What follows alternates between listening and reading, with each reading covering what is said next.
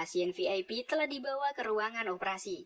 Si Jin dan timnya berusaha melindungi tim medis, karena keselamatan mereka adalah prioritas utama.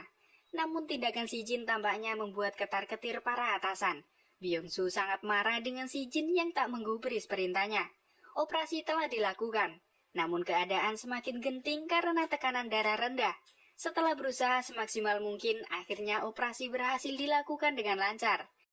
Kejadian itu telah membuat khawatir di gedung presiden. Walaupun operasi berjalan lancar, namun si Jin harus mendapat hukuman karena melanggar perintah. Saat Byung-soo tiba di sana, dia sangat marah. Karena tindakan si Jin hampir membuat banyak orang kehilangan pekerjaan. Kini karir si Jin hancur yang kemungkinan batal dipromosikan. Setelah itu, Byung-soo juga menemui Kang Mo-yeon. Jika pasien VIP tak pernah sadar, maka karir si Jin dan pencapaiannya selama ini akan hancur. Setelah itu akan membusuk di penjara. Sedangkan jika Kang Mo-yeon dipecat, masih bisa membuka klinik, karena dia dokter terkenal. Byung-soo meminta agar Kang Mo-yeon membuat pasien VIP segera sadar.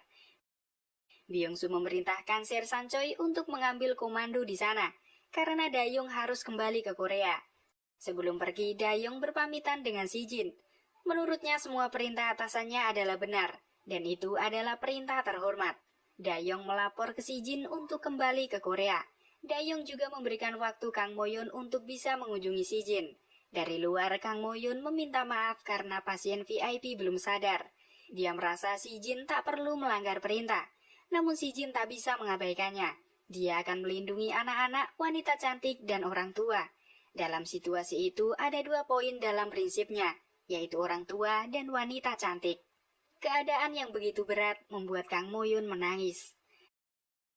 Sedangkan pasien VIP saat ini akhirnya telah sadar. Hal itu pun membuat tim medis merasa lega. Hari ini pasien VIP akan dipindahkan. Di tempat lain, Dayong tanpa sengaja bertemu Myung-ju di bandara.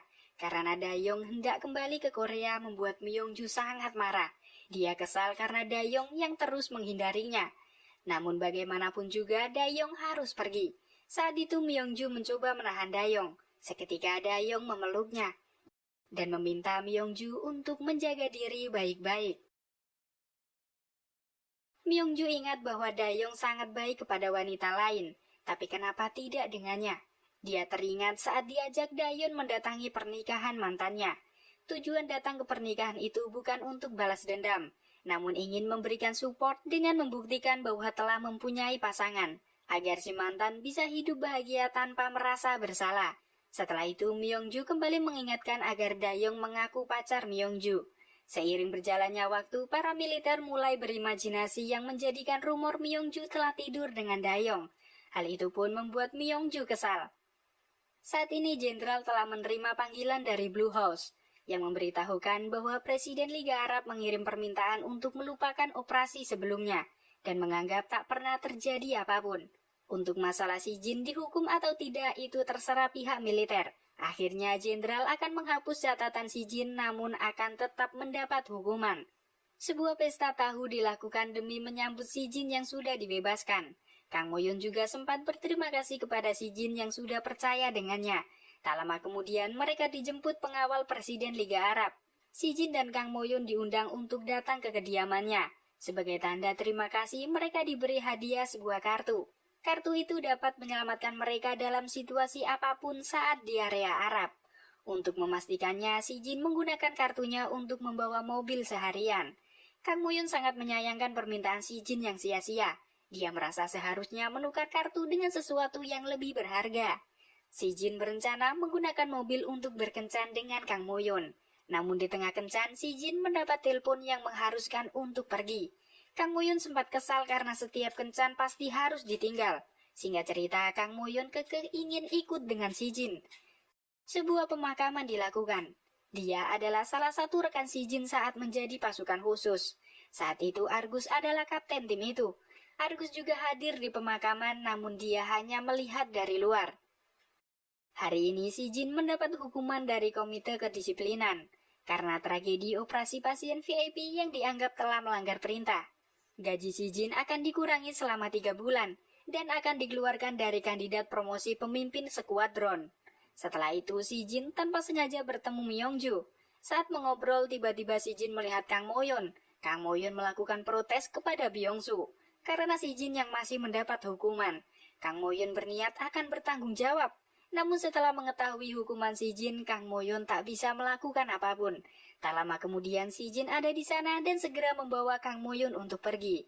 Si Jin mencoba memberitahukan Kang Moyon untuk tidak ikut urusannya, karena dunia militer mempunyai hukum sendiri. Kang Moyon meminta maaf karena kekhawatirannya membuat si Jin terganggu. Setelah itu Kang Moyon pergi meninggalkannya. Di malam harinya si Jin telah kembali. Di dapur ia mengambil minuman yang disimpan Dayong untuknya, dengan tujuan bisa menenangkan diri. Tanpa sengaja Kang Moyon juga ada di sana. Akhirnya si Jin mengajak Kang Moyon menemaninya minum. Singkat cerita, mereka saling meminta maaf dan mulai baikan kembali.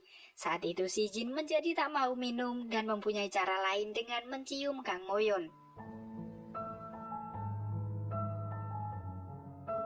Namun saat si Jin hendak memberikan ciuman lagi, Kang Moyon menolak lalu pergi dari sana. Di tempat lain, Rie dikejutkan dengan kemunculan seseorang. Setelah dipastikan itu adalah Daniel yang telah pulang dari bepergian. Namun mereka harus menerima kabar duka karena salah satu sahabatnya telah meninggal. Sebuah tempat pembangkit listrik ramah lingkungan telah dibangun di sana dengan memanfaatkan tenaga surya yang merupakan program proyek dari Hasung Group. Kang Moyon dan yang lainnya ditemani wakil manajer untuk mengenal tempat di sana. Tak lama kemudian kepala manajer ada di sana. Dia bernama Yong Sujin. Sedangkan bocil yang pingsan sebelumnya telah sadar. Namun sayangnya dia telah menghilang. Diduga bocil itu bernama Blacky dan telah pulang ke tempat tinggalnya. Dengan bantuan si Jin, ternyata Blacky adalah nama sebuah desa.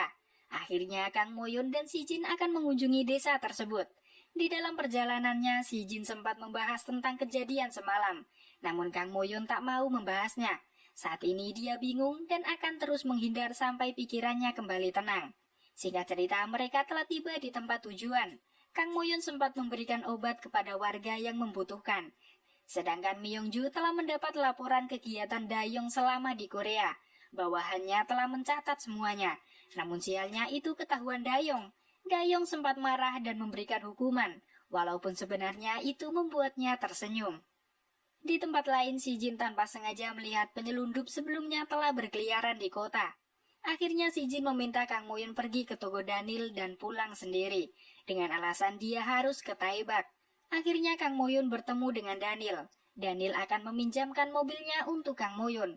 Sedangkan si Jin telah menemui pria penyelundup sebelumnya. Tindakan si Jin telah memancing teman-teman penyelundup. Namun si Jin terkejut karena pemimpin mereka adalah Argus, yang pernah menjadi kaptennya kala itu. Di sisi lain, Daniel mencoba menenangkan Kang Moyon bahwa keributan itu diakibatkan geng lokal. Kang Moyon sempat menanyakan sebenarnya tugas si Jin, yang membuat Daniel teringat masa lalu. Saat itu si Jin tertangkap musuh.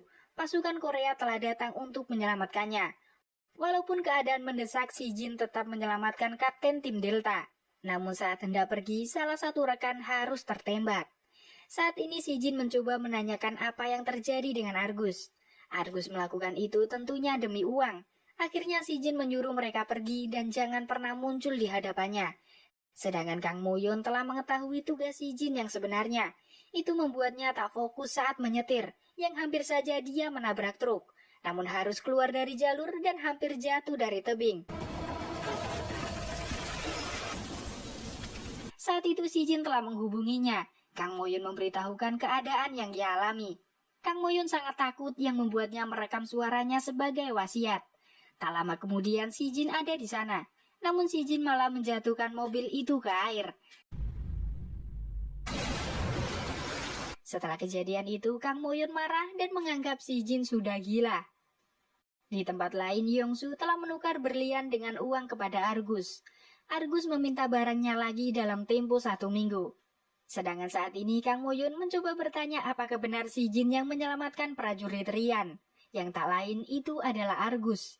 Si Jin memang menyelamatkannya, namun untuk pertama kalinya ia menyesal telah melakukan itu. Di pagi harinya mobil Daniel telah diderek. Si Jin percaya Daniel bisa memperbaiki apapun. Namun tetap saja itu membuat Daniel shock. Kali ini si Jin akan memberikan walkie-talkie untuk Kang Moyon, mengingat di sana sangat susah sinyal. Tim medis akan berada di saluran 7, sedangkan tim si Jin berada di saluran 3. Tak lama kemudian Myongju ada di sana untuk melakukan laporan. Myongju akan bergabung di Medicube. Akhirnya Kang Moyon bergegas untuk pergi. Walaupun Myongju mencoba memberikan sapaan, namun diabaikan begitu saja. Mengingat masa lalu mereka sempat terjalin cinta segitiga. Namun setelah pergi, Kang Moyon nampaknya penasaran dengan perbincangan si Jin dan Myongju. Dengan alat medis, dia mencoba mendengarnya. Tiba-tiba Ji-hoon ada di sana dan ikut memeriksa pintu itu. Saat ini Dayong sedang menjadi instruktur di sebuah pasukan khusus. Karena si Jin telah melanggar perintah, Jenderal akan memindahkannya ke Kementerian Pertahanan. Jenderal menyuruh Dayong menyiapkan orang yang pantas menggantikannya. Myongju menganggap Jenderal telah menyalahgunakan kekuasaannya, dan Dayong setuju akan hal itu. Akan tetapi bagaimanapun juga Dayong telah kalah. Dia merasa Jenderal tak merestui hubungannya demi masa depan Myongju. Oleh karena itu, Dayong setuju dengan keputusan Jenderal demi masa depan Myongju yang lebih baik. Di sisi lain, sebuah pesta perpisahan dilakukan. Jangka bertugas si Jin telah usai, dan besok akan dipulangkan. Kabar itu pun membuat Kang Moyon terkejut. Malam harinya, si Jin mengajak Kang Moyon untuk bertemu. Karena kemungkinan ini adalah pertemuan terakhir. Si Jin mencoba bertanya apakah ia harus meminta maaf tentang ciuman malam itu, atau mengakui perasaannya. Pada dasarnya, Kang Moyon sangat terpesona dengan si Jin. Pekerjaan si Jin yang berbahaya membuat Kang Moyon takut dan merasa bingung. Namun karena merasa terus ditinggal, Kang Moyon mengaku tak lagi menyukai si Jin dan akan mendengar permintaan maaf si Jin. Dengan agak kecewa, si Jin meminta maaf lalu pergi dari sana. Di keesokan harinya, Kang Moyon tak lagi melihat si Jin. Gibyo menjelaskan bahwa si Jin harus pergi semalam untuk mengejar pesawat sipil. Di tempat lain, Dayong kembali melatih pasukan dengan sangat keras. Tanpa diduga, si Jin ada di sana. Setelah itu, si Jin dan Dayong menikmati pertemuan mereka untuk minum bersama. Namun tiba-tiba ada militer yang dulunya dilatih Dayong dengan sangat jahat. Singkat cerita, Dayong ketahuan dan harus segera lari. Untuk menghindari kejaran militer, si Jin dan Dayong harus bersembunyi. Dalam perjalanan pulang, Dayong kembali mendapat telepon dari Myongju untuk yang kesekian kalinya. Dan kali ini Dayong menjawab panggilan itu. Walaupun Dayong tak berbicara, namun Myongju sangat senang. Hal itu membuat Dayong teringat kenangan-kenangan saat bersama Myongju. Di tempat lain, Kang Moyon mulai sadar telah melepas kesempatannya untuk bersama si Jin, pria yang ia sukai. Sedangkan si Jin saat ini berusaha menenangkan diri dengan berkemah sendirian. Di dalam sakunya, si Jin menemukan batu dari Uruk. Si Jin teringat kembali saat bersama Kang Moyon di pulau itu. Kang Moyon berencana mengambil posisinya saat tiba di Korea, maka dia akan sangat sibuk. Akhirnya batu yang ia bawa dikembalikan ke si Jin. Hari ini Kang Moyon dan timnya akan kembali ke Korea. Tugas relawan mereka telah usai. Sebagai tanda terima kasih, mereka akan diantar ke bandara naik helikopter agar lebih cepat. Namun mereka harus dibagi menjadi dua kelompok. Kelompok satu adalah tim Kang Moyon. Mereka telah mulai melakukan perjalanan. Kang Minjai adalah salah satu pekerja di pabrik pembangkit tenaga listrik. Karena tak memakai helm, wakil manajer memarahinya. Singkat cerita, wakil manajer memberikan helmnya. Namun tiba-tiba gempa bumi dengan skala besar terjadi, yang memporak-porandakan bangunan di sana. Berita bencana itu pun sampai ke media Korea, yang membuat banyak orang khawatir. Akhirnya Jenderal akan mengirim pasukan untuk melakukan evakuasi. Di sisi lain, kelompok Kang Moyon telah tiba di bandara. Karena anggota tim medis masih tersisa, Kang Moyon mengurungkan kembali ke Korea. Dengan anggapan mereka akan sangat dibutuhkan saat evakuasi. Saat ini bangunan pembangkit listrik telah hancur. Sangat banyak pekerja yang mengalami luka. Kali ini tim medis harus bekerja keras untuk memberikan pertolongan kepada korban bencana. Proses evakuasi dan upaya penyelamatan terus dilakukan. Semua lini berusaha keras untuk menyelamatkan korban. Salah satu korban memberikan sepatunya untuk Kang Moyon agar bisa bergerak lebih leluasa. Tak lama kemudian sebuah helikopter tiba di sana. Itu adalah bantuan yang dikirim dari Korea. Dayong dan si Jin juga ada di sana. Si Jin akan memfokuskan penyelamatan di reruntuhan pembangkit listrik. Setelah itu, Dayong juga bertemu dengan Myongju. Myongju memberikan perintah agar Dayong tidak terluka. Di sisi lain, sepatu yang dipakai Kang Moyon belum diikat. Tanpa diduga, si Jin ada di sana untuk mengikatkan sepatu Kang Moyon. Si Jin meminta maaf karena tak memberikan salam saat perpisahan. Dia meminta Kang Moyon untuk berhati-hati.